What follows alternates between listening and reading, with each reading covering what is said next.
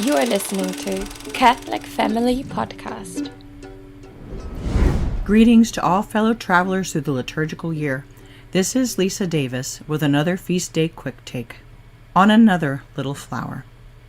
St. Gabriel Possenti, the 11th of 13 children born to an Italian middle-class family in 1838, might very well be called the little flower of young men.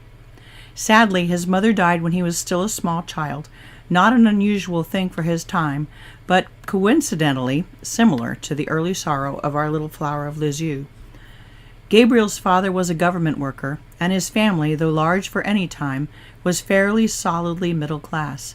The Possentis did not stand out in their neighborhood, and little Gabriel was a fairly ordinary kid.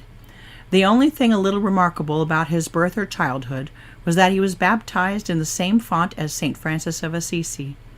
But there were no lights from heaven marking the place of his birth, and no little white bees hovering above his cradle.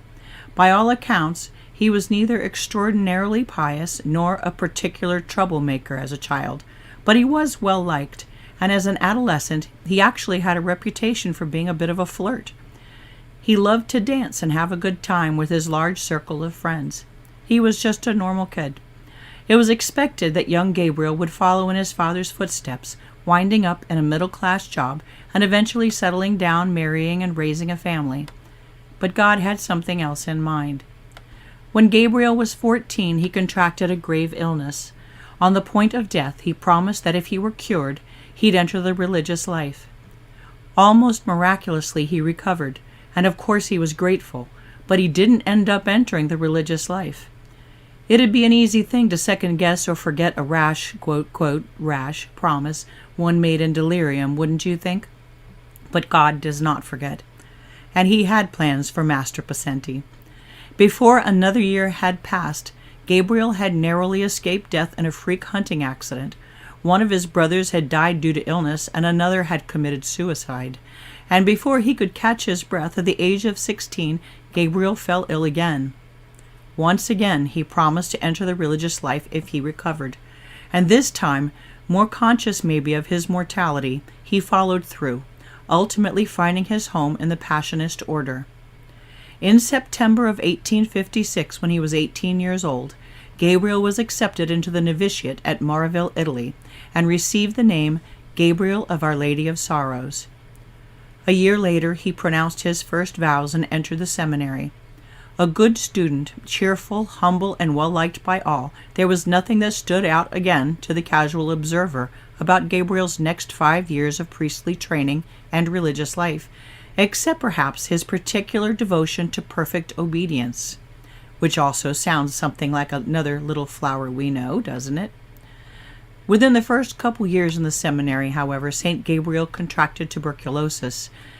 As you've probably already guessed, he suffered patiently, just like that other little flower, praying not to be relieved of the miserable illness, but that it would be prolonged, so that he'd have more time to prepare his soul. His prayer was answered. It was not until he'd been 6 years in the seminary in almost constant illness that he died on February 27, 1862, at the age of 24, before he was able to be ordained as a priest. This fact may have been his final, humble act of obedience to the will of God. Those who were with St. Gabriel at the moment of his death recounted that, ill as he was, he sat upright in his bed just before he died, his face radiant, arms reaching for an unseen figure his eyes were fixed upon.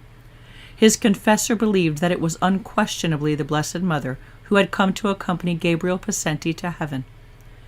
Convinced of St. Gabriel's holiness, having followed his spiritual progress as his confessor, and having read St. Gabriel's memoirs, which Gabriel burned in order to prevent a spirit of pride in himself, Father Norbert of Holy Mary wrote Gabriel's biography shortly after his death, and word of the young seminarian's sanctity spread astonishingly quickly.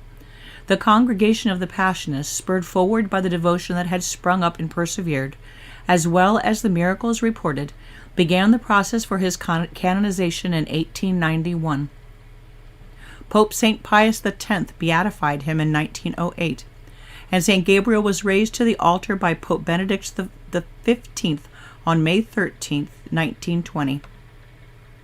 St. Gabriel of the Sorrowful Mother, another saint of the little way.